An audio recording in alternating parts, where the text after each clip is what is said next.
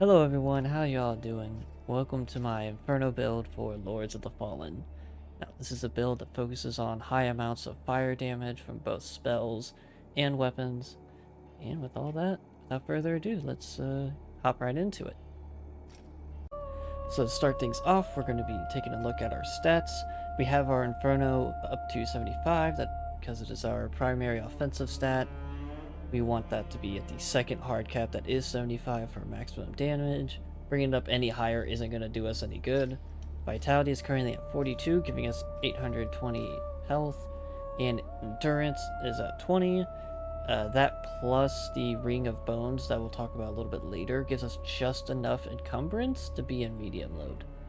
As we level up higher, ideally we want to bring Vitality up to 60. That is the second hard cap for Vitality, giving us around 1000 HP, which is nice. And after that, it's really whatever you want. If you want to pump a little more into endurance or some more stamina, you can. I feel we have plenty of stamina, even though we are using a heavier weapon and some of our spells take up quite a bit of stamina. I feel like we have plenty. Or you can put them into either strength or agility if you want to use some other Inferno weapons that require those stats. Okay, moving on to our equipment. For our weapon of choice, the Fallen Lord's Sword. It has an A+ scaling in Inferno and attack power of 783, so absolute behemoth of a weapon. And it is a Grand Sword. Grand Swords have really solid moveset, just to show that off a bit. We have lots of wide swings, with some vertical swings. The two-handed is what we'll typically be using for progression, so those diagonal swings are nice. If you are in a position where you have a lot of enemies, the one-handed's a bit better, because it has these really, really wide swings. So, sorry. Have a lot of enemies, one-handed's good. If you are in PvP, one-handed's also pretty nice because we have this strong attack is a thrust, so if we need just a little extra distance, we can just throw that out there real quick. For our shield, we're using the Light Reaper shield. Light shields do have the largest parry window in the game, but we're primarily using it for the second rune slot for the mana regeneration runes. We have passive mana regeneration. The Catalyst, we're using Queen Sophistia's, I think that's how you pronounce it, her Catalyst. This is the best in slot Inferno Catalyst with 5 spell slots, S scaling in Inferno. Absolutely solid. Rings, as we mentioned earlier, the Ring of Bones, increasing our maximum equip load. So we have medium, we're in medium load. Then the Mana Stone Ring for more mana regeneration. This plus the rune from our shield is going to give us about 2 mana per second. So as we're progressing through a level, we're basically just going to have infinite mana. Because unless we're bursting out on a boss, we'll never have to touch our Mana Stone clusters. So, very nice to have just general progression. For the pendant, we're using Rogar's Delight just for increased fire damage. Alright, now to show what everyone's been waiting for, the spells. So, quick overview. We're using Lava Burst as our primary ranged spell for its solid damage and low mana cost. Cataclysm as our boss killer, massive damage, pretty decent mana cost, but very nice there. Seismic Slam, wave is very good for wave clear, can also deal good damage against stronger enemies as well. Very solid. Inferno Weapon as our buff. We could just keep on constant. Thanks to our mana regeneration, and Magma Surge, so we can take care of long-range enemies, essentially as our sniper. So to go into full detail, Lava Burst doesn't need much of an introduction. It's the upgrade to Infernal Orb that you get if you start out as the Inferno class, so very simply just throw a fireball and it blows up. And that's about it. It has a little bit of AoE if enemies are clustered together, but for the most part, it's pretty cheap. Very cheap. We're able to get all that mana back relatively quickly. But we're not going to be using against any big enemies unless they're low on health. But for those bigger enemies and bosses, we have Cataclysm. Summons 5 or 6 meteors. I can never really tell. I think it's 5. But they rain down in the same general area. So it takes 99 mana. Pretty decent amount, but for the amount of mana we have, it's not too bad, and we can also spam it pretty well, so we can just use it again. So it's pretty spam heavy, so it's good for that. As for wave clear, and also pretty good against bosses and bigger enemies, is Seismic Slam. This is probably my favorite spell in the game. It's just really cool. Just summon a giant fire hammer to make a line of explosions. It's super good. It's super fun. It's great in PvP as well. So there's that as too. For our sniper in Magma Burst, this is going to create a little spout of magma that erupts about a second or two after it goes off, as you saw, and it leaves this little pool of magma which will deal damage over time to enemies. So we could just stand in this and it does nothing.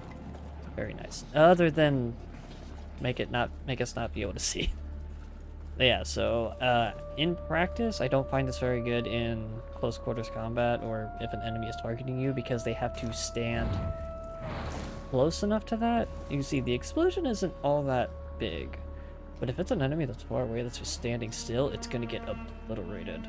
That could deal up to 1500 plus damage, so that's very, very good damage. Just not great in close encounters. As for our buff, Inferno weapon, very simple. Gives us a buff that increases our damage by 300. 300 fire damage, always nice. And this lasts for a minute and a half. It only costs 60 mana, so since we take our mana regeneration into account, we get all the mana we used for this back in a third of the time this thing lasts. So we can just, as we're progressing through an era, we can just have this on indefinitely. And even if we use other spells, like if we need Cataclysm or Seismic Slam, or if we need to snipe something from afar, we'll still have plenty of mana to keep this buff going and to keep using spells without having to touch any mana stones. So yeah, it's super nice. Other spells to kind of just go over, we're just going to put the Pyroclastic Stone, Infernal Hounds, Infernal Guardian, Infernal Eruption, and Infernal Slash. So if you don't like Lava Orb, you can use Pyroclastic Stone instead. This works slightly different. It basically just spit out this little ball that bounces 3 times. Now, it's got a big explosion, and it does deal more damage than Lava Orb, but costs much more stamina, and, not stamina, mana, and does also leave a little molten field. However, that little molten pool will only be there if it bounces the 3rd time, and it doesn't bounce off of enemies. So if this hits an enemy, it's just going to explode, and that's it. It's not going to leave the little lava pool, it's just gonna explode. Now it does also bounce off of walls too. You see, bounce off of there. Actually bounced twice over there, nice. But yeah, so very high damage on it. So if you want to use this instead of Lava Orb, you're more than welcome to. Infernal Hounds, this is a cool spell. It's a very, very cool spell. It's just a little weird in certain situations, and it doesn't have, and let me just show you. So yeah, it's already having a little of its weirdness here for some reason. Okay, so basically it's supposed to summon 3 hounds, and they all, you know, spew fire out. So just to pull this out, there we go. See, that's what it's supposed to do. But yeah, a very cool spell. Any spell that lets you just summon hellhounds that breathe fire at enemies is always nice. My apologies. It's always nice, and it has high damage potential, it does. But enemies have to be standing in the middle of them. They can kind of turn their heads, but just a little bit. But yeah, so enemies have to stand in the middle of them to really get that damage out there. And again, as you saw earlier, it's a little wonky with positioning. It's like if I try to position this on stairs, well, it worked this time, but It's a little wonky, as you can tell. We were aiming over here, but I kind of put it on top of us. So, yeah, it's a little tricky. Yeah, and cool spell, a little tricky. Infernal Guardian's pretty nice. This just summons a symbol that fires 5 orbs. It follows you around. There is an enemy, it will fire up to 5 fire orbs at them. They don't do a whole lot of damage. They only do like 250 damage per pop. So you're getting like a total of 1200 damage roughly out of this. And it can also inflict burn buildup, so it can light enemies on fire, which is nice. So if you just want like a little set and forget chill with you, this is a pretty nice go-to. Infernal Eruption is high damage, high reward. You essentially just hold down and you just spray lava. Yeah, so probably better to have that positioned in probably your R1 or R2 button so you can turn your camera around while using it, but the only downside is that, well, a few downsides, as you can see, we can still move. Obviously, in order to dodge, so if incoming attack, we have to stop. But it does have that little wind up, so if you pause it, you can have it. You kind of do this. So, yeah, high commitment, high damage, high risk. So, high risk, high reward spells always good, but do keep in mind. Infernal Slash is also pretty nice. So, you basically, as you can see, you just take 2 axes and swipe them together. I feel like this has a lot more potential in PvE, not PvE, PvP for mix-ups and whatnot. It deals good damage for PvP, but it doesn't have a lot of oomph to it. So, and it doesn't deal as much damage as our sword does, so why hit them with fire axes when we could just swing our sword, which has a lot of stagger potential and deals more damage. So, still something to keep in mind. But I definitely feel like that has more of a PvP focus on it rather than a PvE. Just to get everything. Now, there we go.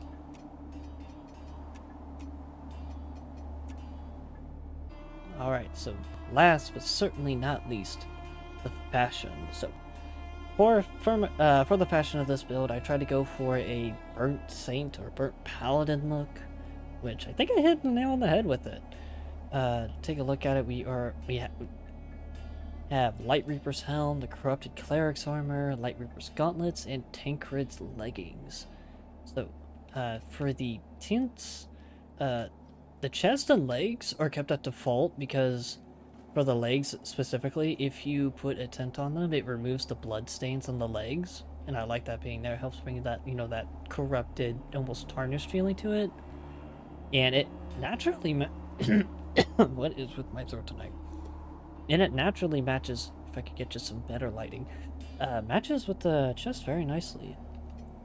For the arms and helmet, we have it on Forsworn. I have it on Forsworn, just to help match it with the chest and legs, because not much of a change. It's mainly just all the metal becomes the primary color. Yes, I like this. I like it a lot, and also help. Hold on, let's take this, just take it into just a lot more light, really see it. Yeah. Yeah, I am very happy with this. I think it looks really nice. And as a little bonus, we kind of look like Batman from behind, so there's always that. Just as a nice little bonus. I will protect. Anyway, so that is it for the build, though. So now we're going to move on to PvP. If the game will let me, we're going to attempt some PvP. If not, we'll probably have some bloopers, and I may probably have a little bit of going through a PvE area real quick just to show off the build. Buff while I regenerate. That goes back. And we're just gonna fall to our death. Okay, that is... That's funny. That's just funny. Ah, an endgame area. Okay.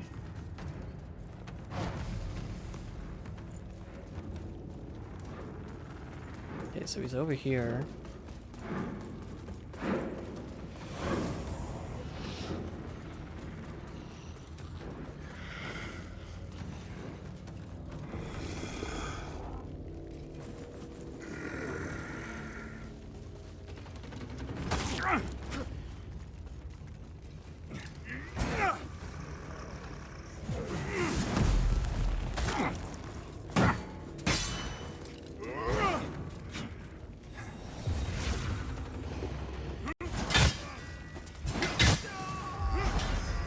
Back up. Oh wait, that's right, he's dead. Okay, yeah, so... Well, there you go, we got some got a win. But yeah, this weapon's kind of stupid. We're able to two-shot most players. So it kind of feels like it's cheating. Isn't this the same guy we just invaded, or am I... I think this is the same guy we invaded.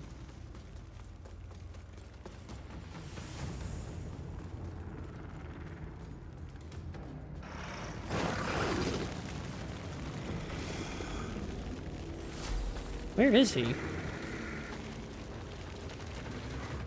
Hello? Anyone? Housekeeping. Oh, there you are. Oh. No, you are not the same guy. Yeah, you can play that game.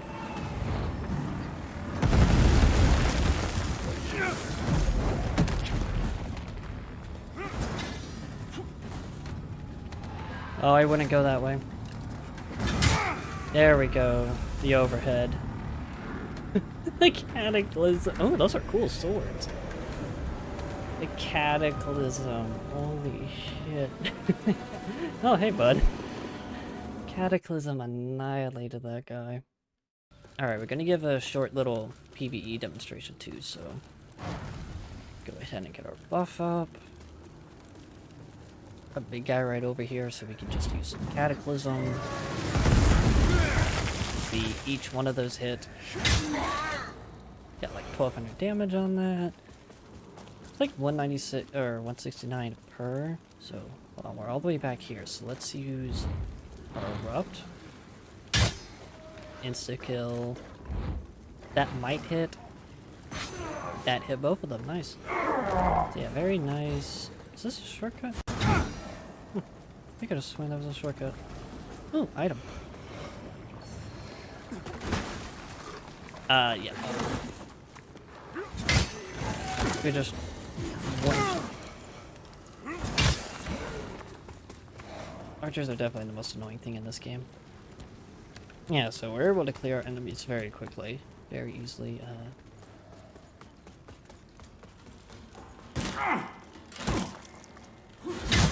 If I not play like a total player. There we go. Is that item always there? Oh, I remember that item being there.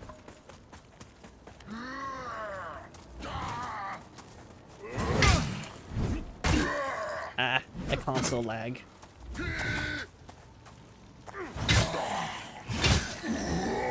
Yes, oh, this is not where I meant to go. Oh, I got a little lost. Okay. Put our buff up.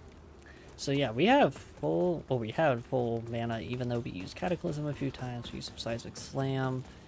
The second time we used our buff, and we had... Ooh, nice. Always get nice drops there. Yeah, so we do have Ignite on the sword as well, something I did forget to mention earlier.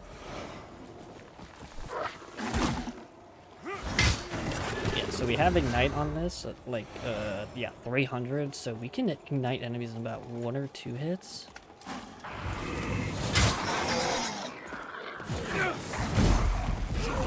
Very good. Charged heavy. Was able to one-shot that Paladin.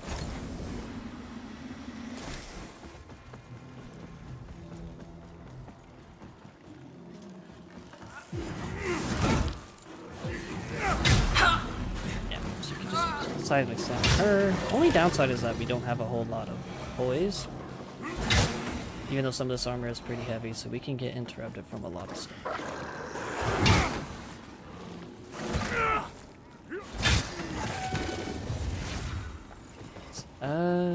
Yeah, there should be another... Yeah, there's one more guy right here.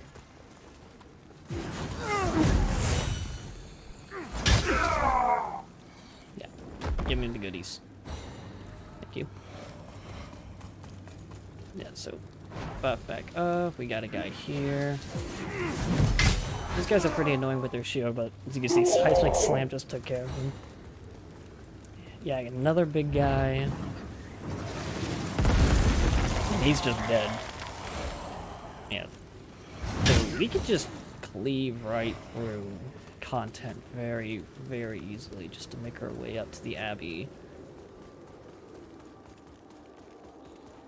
Yeah, we're able to just walk up and murder just everything.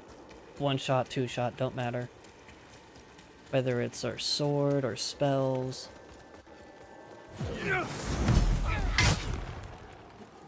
Yeah, so the knockdown from that's also nice. Yeah, just a quick little stretch to the Abbey, nothing more. That took like what, 2 minutes? Maybe? I think that didn't take long at all.